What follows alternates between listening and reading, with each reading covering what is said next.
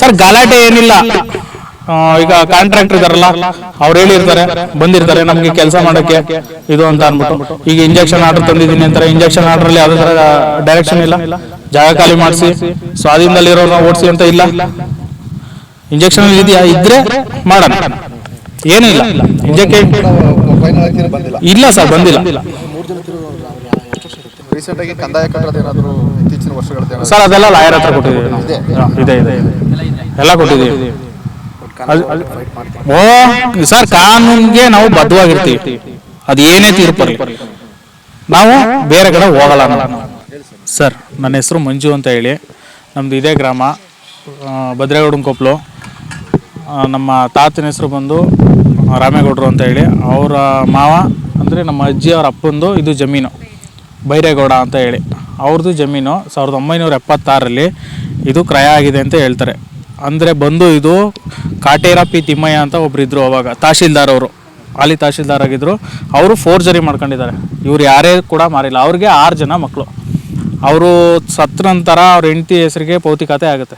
ಅದು ಅವ್ರ ಹೆಂಡ್ತಿಗೆ ಬಂದ್ರೂ ಕೂಡ 6 ಜನ ಮಕ್ಳಿಗೇನೆ ಅದು ಸೊತ್ತು ಬರೋದು, ಹೆಣ್ಮಕ್ಳಿಗೆ. ಗಂಡು ಮಕ್ಳು ಇಲ್ಲದೆ ಇರೋದ್ರಿಂದ ಇವ್ರು ಯಾರ್ದು ಕೂಡ ಒಬ್ರದ್ದು ಸೈನ್ ಆಗಿಲ್ಲ.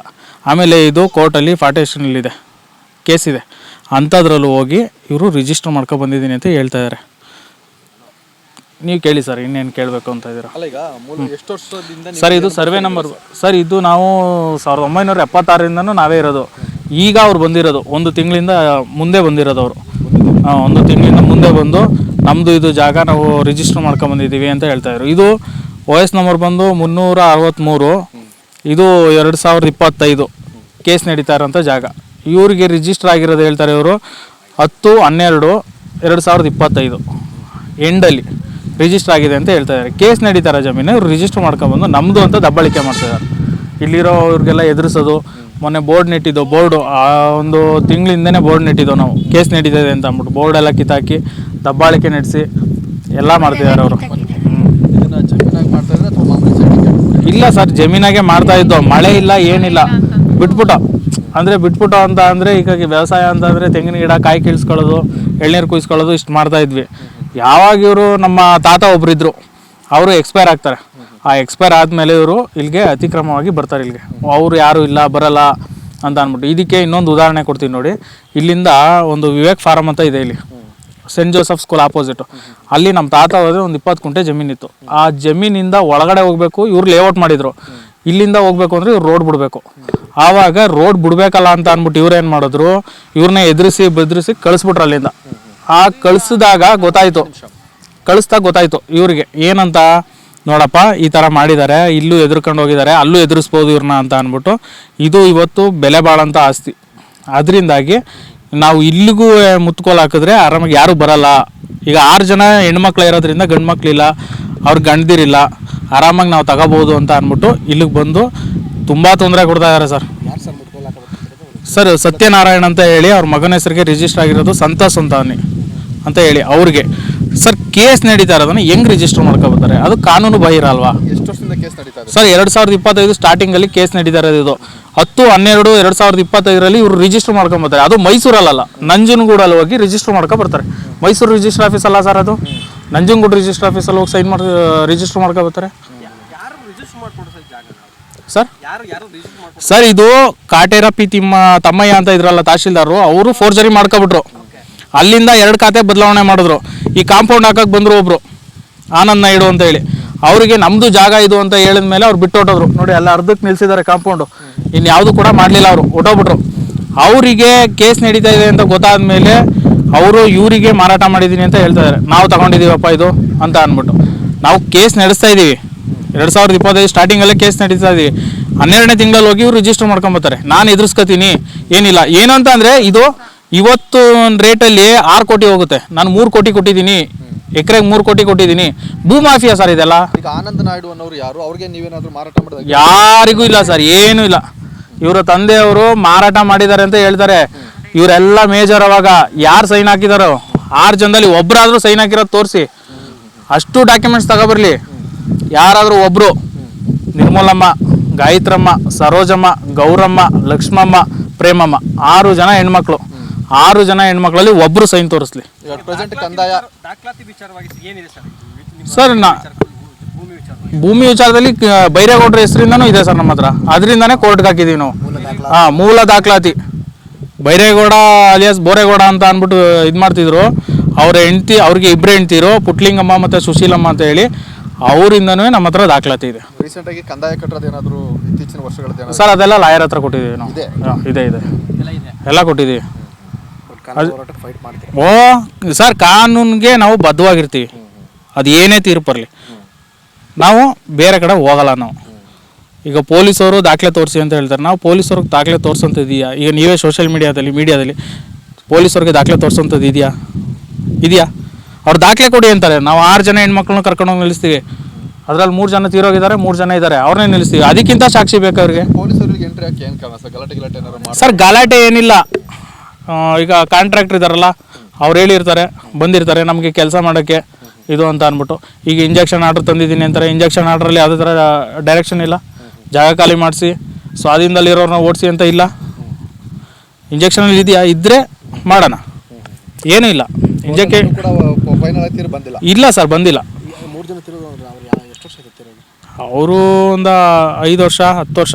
ಮತ್ತೆ 2025ರಲ್ಲಿ ಡೆತ್ ಸರ್ಟಿಫಿಕೇಟ್ ಇಲ್ಲದೆ ಏನಿದೆ ಹೆಂಗೆ ರಿಜಿಸ್ಟರ್ ಆಗಿದೆ ಸರ್? ಯಾವ್ದು ಸರ್? ಅದನ್ನೇ ಸರ್ ಕೇಳ್ತಾ ಇರೋದು ನಾವು. ರಿಜಿಸ್ಟರ್ ಹೆಂಗೆ ಮಾಡ್ಕೊಂಡ್ರಿ ನೀವು? ಅವ್ರು ರಿಜಿಸ್ಟರ್ ಹೆಂಗೆ ಮಾಡ್ಕೊಂಡ್ರು? ಈಗ ಬರಬೇಕಲ್ವ ಅವರು? ಈಗ ಬೇರೆ ನಾಯ್ಡು ಅಂತ ಹೇಳಿದ್ರಲ್ಲ ಸರ್, ಅವ್ರಿಗೆ ಯಾರು ಖಾತೆ ಮಾಡ್ಕೊಟ್ಟಿದ್ದು ಸರ್ ಈಗ? ಸರ್ ಅದು ಗೊತ್ತಿಲ್ಲ, ಅದು ಅವ್ರ ಹತ್ರ ಇದೆ ಡಾಕ್ಯುಮೆಂಟ್ಸ್ ಎಲ್ಲ, ನಮ್ಮ ಲಾಯರ್ ಹತ್ರ.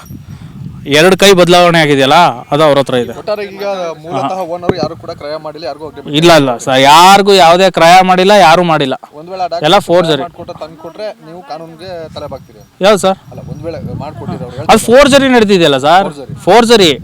ಖಾತೆ ಯಾರು ಈಗ ಅವ್ರು ಮಾರಿದ್ದಾರೆ ಅಂತ ಅನ್ಕೊಳ್ಳಿ, ಹಿರಿ ಮಗಳು ಇವರೇ ಅಂತ ಅನ್ಕೊಳ್ಳಿ, ಇವ್ರದಾರ ಒಂದು ಸೈನ್ ಹಾಕ್ಸ್ತಿದ್ರು ತಾನೆ. ಎಷ್ಟು ವರ್ಷ ಅವಾಗ ಸರ್? ಇವರಿಗೆಲ್ಲ 22 ವರ್ಷ 25 ವರ್ಷ ಈ ಥರ. ನಿಮ್ಮ ಲಾಯರ್ ಏನಂತಿದ್ದಾರೆ ಸರ್? ಯಾರು ಸರ್? ಲಾಯರ್ ನಮ್ಮ ಲಾಯರ್ ನಮ್ಮ ಅಣ್ಣ ಇದ್ದಾರೆ, ಅವ್ರು ಮಾತಾಡ್ಕೋತಾರೆ.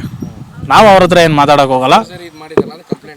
ರೇಸ್ ಮಾಡಿದ್ದೀರಾ ನಮ್ಮ ಆಸ್ತಿ ಮಾಡೋರು? ಹೌದೌದು ಯಾವ ಸ್ಟೇಷನ್ ಆಗಿದೆ ಸರ್, ನಾವು ಇಲ್ವಾಲ ಸ್ಟೇಷನಲ್ಲೂ ಮಾಡಿದ್ದೀವಿ, SP ಸ್ಟೇಷನ್ಗೂ ಹೋಗಿದೆ, ಅದು ಮುಖ್ಯಮಂತ್ರಿಗೂ ಹೋಗಿದೆ, ಉಪಮುಖ್ಯಮಂತ್ರಿಗೂ ಹೋಗಿದೆ, DC ಆಫೀಸ್ಗೆ ಹೋಗಿದೆ, ಎಲ್ಲರಿಗೂ ಹೋಗಿದೆ ಸರ್ ಕಂಪ್ಲೇಂಟು. ಸರ್ ಈಗ ಒಂದು ತಿಂಗಳು ಇವ್ರು ಬಂದ್ರಲ್ಲ, ಇವ್ರು ಬಂದಾಗ ಹೋಗಿದೆ, ಎಲ್ಲರಿಗೂ ಕಳಿಸಿದ್ದೀವಿ. ಸತ್ಯನಾರಾಯಣ ಅವರು ಬಂದು ಎಷ್ಟು ವರ್ಷ ಆಯ್ತು ಸರ್ ಇಲ್ಲಿಗೆ? ನಮ್ದು ಸರ್ 1 ತಿಂಗಳಾಯ್ತು ಸರ್. 1 ತಿಂಗಳು 1 ತಿಂಗಳಲ್ಲಿ ಬಂದು ನಮ್ಮ ತಾತ ಎಕ್ಸ್ಪೈರ್ ಆದರು ಅಂತ ಹೇಳಿಲ್ವ ನಿಮಗೆ? ಆ ತಾತ ಎಕ್ಸ್ಪೈರ್ ಆದಾಗ ನಾವೆಲ್ಲ ಶೋಕಾಚರಣೆಯಲ್ಲಿ ಇರ್ತೀವಿ ಅಲ್ಲಿ. ಆಗ ಇಲ್ಲಿ ಯಾರು ಬರಲ್ಲ, ಈ ಜಾಗಕ್ಕೆ ಇನ್ಯಾರು ಬರಲ್ಲ, ಅವ್ರು ತೀರೋಗವ್ರೆ, ಎಲ್ಲ ಅಲ್ಲವ್ರೆ, ಈ ಜಾಗನ ನಾವು ಅಷ್ಟರೊಳಗಡೆ ಲೇಔಟ್ ಮಾಡಬೇಕು ಅಂದ್ಬಿಟ್ಟು ಸ್ಟಾರ್ಟ್ ಮಾಡ್ತಾರೆ. ಆವಾಗ ನಾವು ಬಂದು ತಡಿತೀವಿ. ಯಾಕಪ್ಪ, ಯಾಕೆ ಮಾಡ್ತಾ ಇದ್ದೀರಾ? ಸತ್ಯನಾರಾಯಣ ಅವ್ರು ಬಂದ್ರಲ್ಲ, ಅವ್ರ ಹತ್ರ ನೀವು ಡಾಕ್ಯುಮೆಂಟ್ಸ್ ಕೇಳಿದ್ರೆ ನಿಮ್ಮ ಹತ್ರ ಏನಿದೆ, ಏನಕ್ಕೆ ಬಂದು ತಡಿತಾ ಇದೆ? ಸರ್ ಅವ್ರು ಡಾಕ್ಯುಮೆಂಟ್ಸ್ ಕೊಡೋಕ್ಕೆ ರೆಡಿ ಇಲ್ವಲ್ಲ ಸರ್, ಡಾಕ್ಯುಮೆಂಟ್ಸ್ ಕೊಡೋಕ್ಕೆ ರೆಡಿ ಇಲ್ವಲ್ಲ ಅವರು. ಪೊಲೀಸರ ಪಾತ್ರ ಏನಿದೆ ಅಂತ ಸರ್ ಪೊಲೀಸವ್ರ ಪಾತ್ರ ಏನಿದೆ ಅಂತಂದರೆ ಅದೇ ಅವ್ರ ಜೊತೆ ಮಾತಾಡ್ಕೋತಾರೆ, ಅವ್ರು ನಮ್ಮ ಹತ್ರ ಬರ್ತಾರೆ. ನಿಮ್ಮ ಹತ್ರ ಏನಿದೆ ಡಾಕ್ಯುಮೆಂಟ್ಸ್ ಕೊಡಿ, ವೆರಿಫಿಕೇಷನ್ ಮಾಡ್ತೀನಿ. ವೆರಿಫಿಕೇಷನ್ ಮಾಡೋಕ್ಕೆ ನಾವು ಇವರು ಕೊಡಲ್ಲ ಸರ್. ಈಗ ಏನೇ ಒಂದು ಲೂಪ್ ಇದ್ರೂ ಅದನ್ನು ತಗೊಂಡೋಗಿ ಅವ್ರಿಗೆ ಹೇಳಿದ್ರೆ ಅವರು ಮುಂದೆ ಬೇರೆ ಥರ ಮಾಡೋಕ್ಕೆ ಹೋಗ್ತಾರೆ. ಅದಕ್ಕೆ ಬೇಡ, ಕಾನೂನು ಪ್ರಕಾರನೇ ಬರಲಿ, ಕೋರ್ಟಲ್ಲೇ ನಡೀಲಿ ಇದು ಕೇಸು. ನಿಮ್ಮ ಮೇಲೆ ಮಾಡಿದ್ರೆ ಪೊಲೀಸ್ ಅಲ್ಲೇನಾದ್ರು ಮಾಡಿ ಇಲ್ಲ ಅಲ್ಲೇ ಅಂತ ಅಂದರೆ ಅವ್ರು ಬರೋದು ಎದುರಿಸೋದು. ಈ ಕಾಂಟ್ರಾಕ್ಟ್ರು, ನಾವು ಅವ್ರ ಮೇಲೂ ಕಂಪ್ಲೇಂಟ್ ಕೊಟ್ಟಿದ್ದೀವಿ, ಅವ್ರು ನಮ್ಮ ಮೇಲೆ ಕಂಪ್ಲೇಂಟ್ ಕೊಟ್ಟಿದ್ದೀನಿ ಅಂತ ಹೇಳ್ತಾರೆ. ಅಂದ್ರೆ ಪೊಲೀಸ್ ಅವರು ಈಗ ನಿಮಗೆ ಡಾಕ್ಯುಮೆಂಟ್ಸ್ ಕೇಳೋದು ಬಿಟ್ಟರೆ ಬೇರೆ ಅಲ್ಲೇಗಿಲ್ಲ ಏನು ಮಾಡಿಲ್ಲ ನಿಮ್ಗೆ? ಇಲ್ಲ ಸರ್, ಅಲ್ಲೇ ಏನು ಮಾಡಿಲ್ಲ. ಎದುರಿಸೋದು, ಮಾಮೂಲಿ ಬರೋದು, ಕೆಲಸ ಮಾಡಬೇಡಿ ನಿಲ್ಲಿಸಿ. ನಾವು ಅವರು JCB ಎಲ್ಲ ತೆಗ್ದಿದ್ರು, ನಾವು ಮುಚ್ಚಿದ್ವಿ. ಅವಾಗ ಬಂದು ತಡೆದ್ರು, ಯಾಕೆ ಮುಚ್ಚಿಸ್ತಾ ಇದ್ದೀರಾ ಅಂತ ಹೇಳ್ತಿರೋದೇನಂದ್ರೆ ಈ ಕೇಸು ಕೋರ್ಟಲ್ಲಿ ಇರೋದ್ರಿಂದ ಇಬ್ರು ಕೂಡ ಕೆಲಸ ಮಾಡಬೇಡಿ ಅಂತ ಹೇಳ್ತಾರೆ, ಅಥವಾ ನೀವು ಇಲ್ಲಿ ಬರಬೇಡಿ ಅಂತ? ಇಲ್ಲ ಅವ್ರೇನು ಹೇಳ್ತಾ ಇದ್ದಾರೆ ಅಂತ ಅಂದರೆ, ಅವ್ರನ್ನ ಕೆಲಸ ಮಾಡಬೇಡಿ ಅಂತ ಹೇಳಕ್ಕೆ ನಿಮ್ಗೆ ಯಾವಕ್ಕೂ ಇಲ್ಲ. ಕಾನೂನು ಪ್ರಕಾರ ನಾವು ಮಾಡ್ತಾ ಇರೋದಲ್ವಾ. ನೀವು ಕೆಲಸ ಮಾಡಬೇಡಿ ಅಂತ ಅನ್ಬೇಡಿ, ಡಾಕ್ಯುಮೆಂಟ್ಸ್ ತಗೊಬನ್ನಿ, ನಾನು ವೆರಿಫಿಕೇಷನ್ ಮಾಡ್ತೀನಿ. ನಾವು ಡಾಕ್ಯುಮೆಂಟ್ಸ್ ಕೊಡಲ್ಲ. ನಮ್ಮ ಕೋರ್ಟಲ್ಲಿ ತೀರ್ಮಾನ ಆಗಲಿ. Okay sir. ಮಂಜು ಅಂತ ಹೇಳಿ ಸರ್. ಈಗ 10 ವರ್ಷದಿಂದನೂ ಇವರು ಅವಾಗ್ಲಿಂದನೂ ವ್ಯವಸಾಯ ಮಾಡ್ಕೊಬತ್ತಾ ಇದ್ರು. ಇದು ವ್ಯವಸಾಯದ ಭೂಮಿ ಥರನೇ ಇತ್ತು.